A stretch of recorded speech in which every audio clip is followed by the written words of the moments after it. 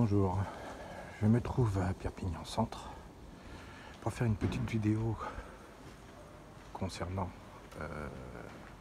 Teresa de Berne, petite vidéo qui me tenait à cœur depuis le temps que je suis dans le coin et que j'ai possibilité d'accéder dans différents bâtiments.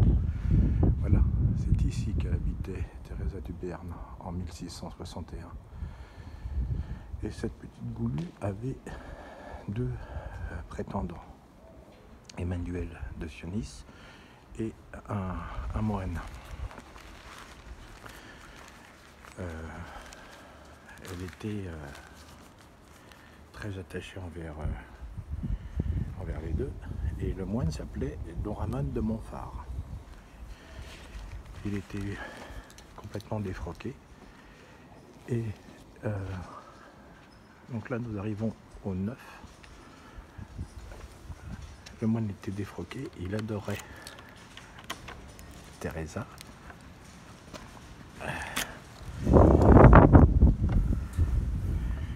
Emmanuel de Dionis l'a su, ça lui a pas plu. Et c'est qu'ici, c'est ici, au 9,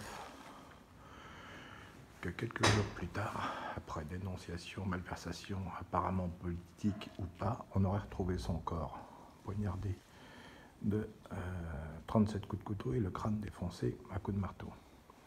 D'ailleurs, sur ce crochet ici, il était retrouvé un moine, un curé pendu. J'en saurai plus une prochaine fois lors de d'autres renseignements. Alors voici l'hôtel particulier, magnifique. Et comme dirait Didier Bertin, j'ai pas de stabilisateur, donc je fais au mieux.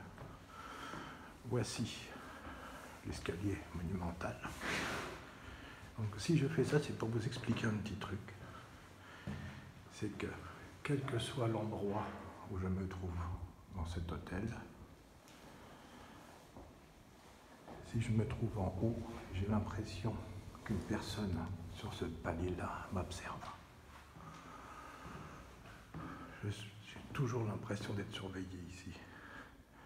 Et la semaine dernière, en montant, cette lumière-là s'est allumée assez faiblement, indépendamment des deux autres, celles qui se trouvent en haut et en bas, avec des interrupteurs qui sont en bon état. Là, vous voyez, ça ne s'allume pas. Et ayant descendu un petit peu l'escalier, c'est cette lampe-ci qui s'est mise en route. Elle s'est juste allumée et éteinte. Une seconde.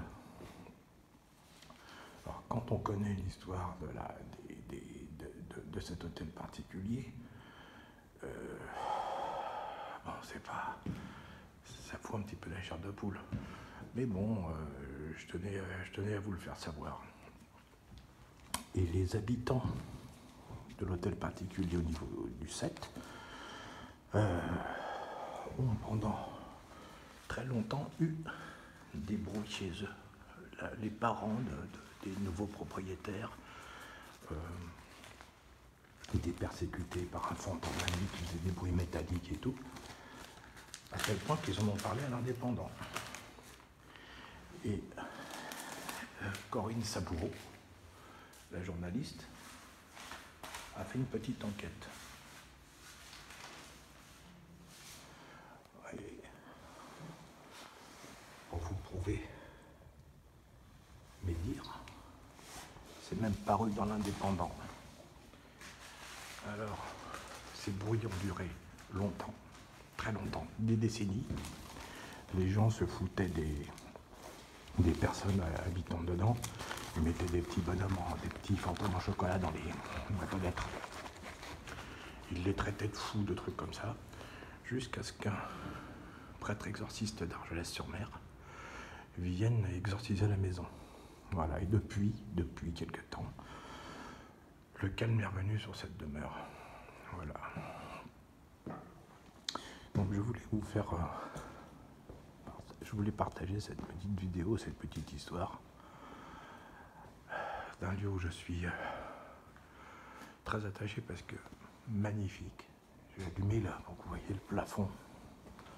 Je ne parle pas très fort parce que naturellement, c'est habité.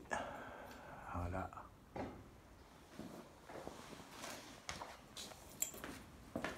Bonjour. Vous m'avez fait peur. Au revoir.